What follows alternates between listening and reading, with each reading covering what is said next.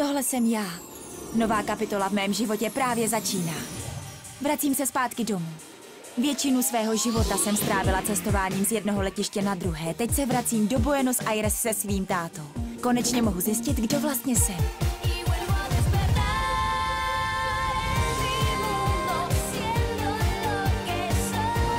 Možná najdu lásku.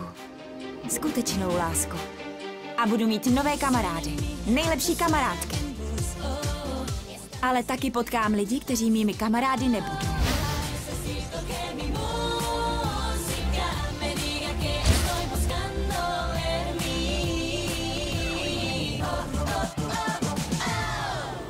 Všechno, co chci, mám kolem sebe.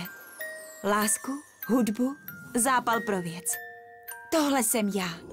Violeta. Z Brusu nový seriál začíná v pondělí 11. listopadu v 18:05 na Disney Channel.